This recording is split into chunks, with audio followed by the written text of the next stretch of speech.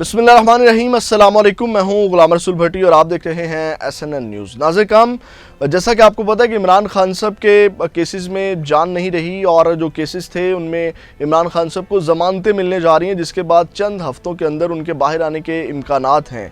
अब इस सारी सूरत हाल को सामने रखते हुए मरियम हुकूमत यानी कि पंजाब हुकूमत की जानिब से इमरान खान के ख़िलाफ़ बड़े पैमाने के ऊपर और संगीन मुकदमात जो है वो चलाने की तैयारी कर ली गई है। ये कौन सा नया मुकदमा आर्टिकल 6 और हैदराबाद साजिश टाइप के कौन से इमरान खान साहब के ऊपर केसेस बनने जा रहे हैं, इसकी तफसीलात अभी हाल ही में अभी आपके सामने मैं रखता हूँ। और दूसरी जानिब नाज़रीन काम, तहरीक इंसाफ ने भी इस हवाले से उनके तहरीक इंसाफ के जो रहनुमा हैं उन्होंने भी इस हवाले से इमरान खान साहब की जान जाने के हवाले से एक बड़े ख़दशे का इजहार किया। ये भी आपके सामने रखेंगे।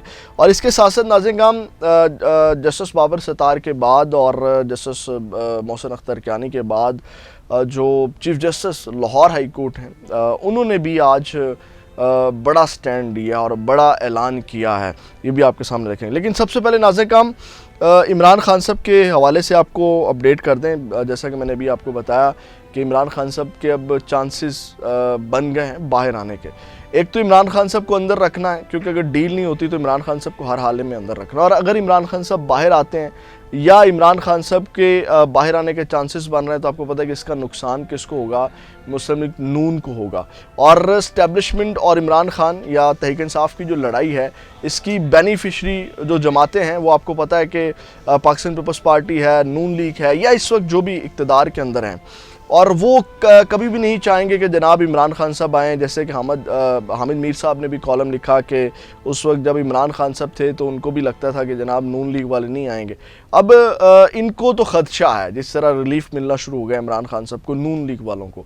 अब नाज़रीन काम, इस सारी सूरत हाल को सामने रख के आज मरियम नवाज़ की ज़ेर सदारत पंजाब कबीना का जो है वो इजलास हुआ, जिसमें इमरान खान साहब के ख़िलाफ़ जो है वो इदारों के ख़िलाफ़ नफ़रत अंगेज़ बयानियाँ बनाने पर जो है वो कार्रवाई की मंजूरी दे दी गई है। लीगल एक्शन लेने की जो है वो मंजूरी दे दी गई। लेकिन अब इस लीगल एक्शन को जो उज़्मा बुखारी साहिबा हैं उन्होंने भी इसको एक्सप्लेन किया, और इस हवाले से अब जो ज़राए हैं वो ये बता रहे हैं मुल्क से गद्दारी।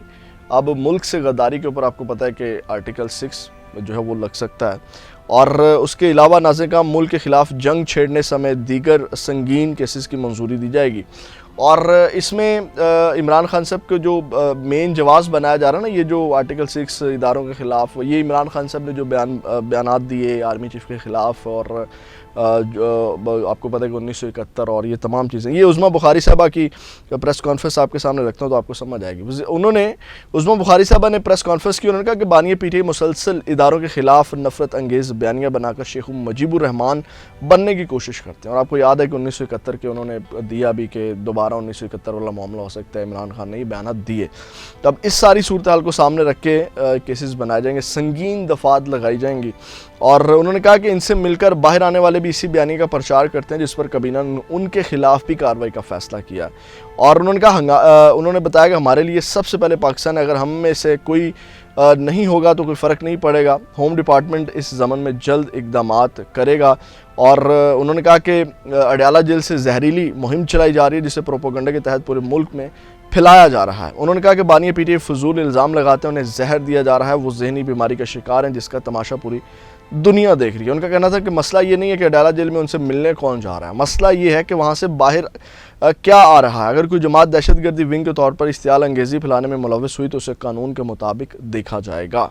अब नाज़रीन काम, ये तमाम चीज़ें आपको मैंने जैसे बताई, अब मैं आपके सामने माजी की कुछ चीज़ें रखने जा रहा हूँ कि माजी में भी इस तरह की चीज़ें हो चुकी हैं। और आपको पता है कि इस वक्त जो फैसला साज हैं वो सिर्फ हिस्ट्री को दोहरा रहे हैं, जैसे हिस्ट्री में और तमाम चीज़ें जो होती रही हैं।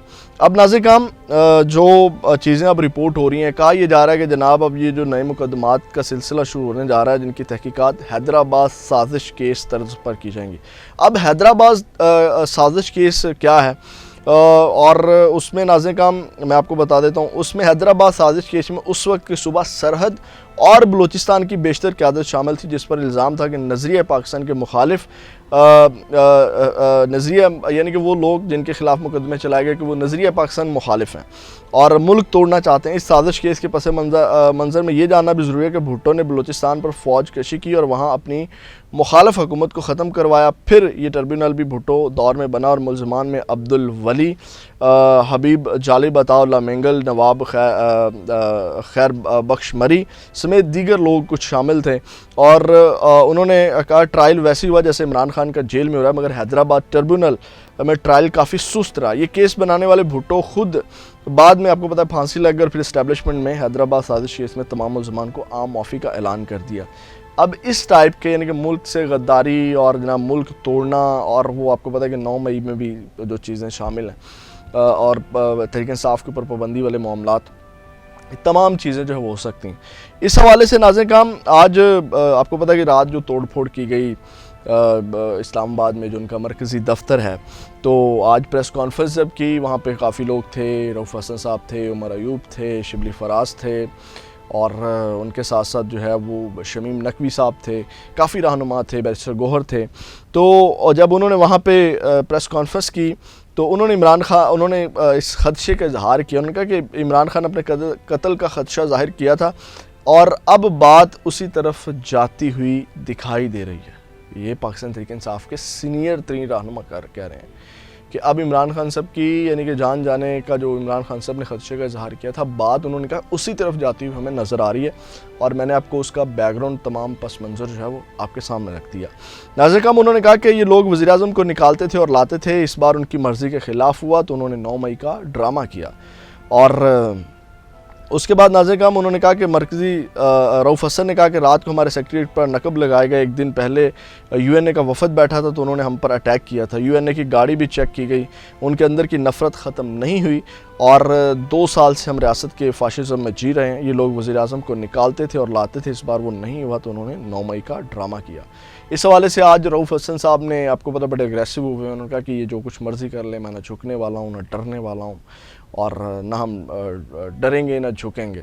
تو اس حوالے سے ناظرین کرام علی محمد خان نے کہا کہ ایک بلڈنگ گرا کر تم 25 کروڑ لوگوں کے سینوں میں عمران خان جیتا ہے، اور کیا 25 کروڑ عوام کا سینہ جو ہے وہ آپ لوگ چیر سکتے ہو، اور عوام کے دلوں سے عمران خان کو نہیں نکال سکتے؟ مان لو تم ہار گئے ہو، اور مان لو اڈیالہ کا اسیر جیت گیا ہے۔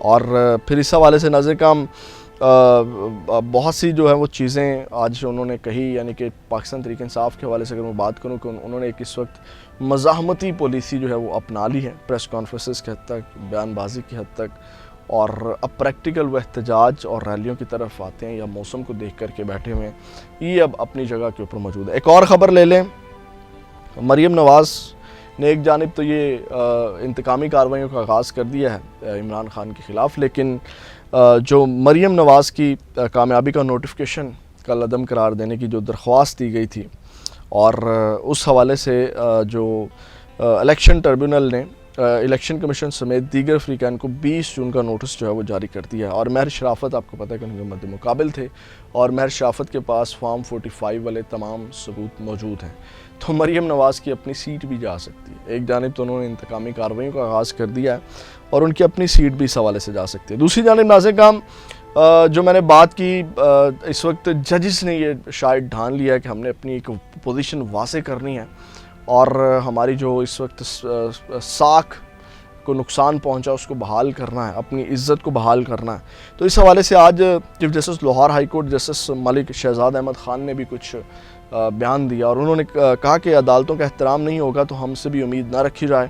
بار اور بینچ کی آپس میں لڑائی میں ادارے کمزور ہوتے ہیں، اور وکلاء ان افراد سے ہوشیار رہیں جو اداروں کو آپس میں لڑانا چاہتے ہیں۔ پھر ناظرین کرام انہوں نے ایک بڑی اہم بات کی جو میں آپ کے سامنے رکھنا چاہتا ہوں۔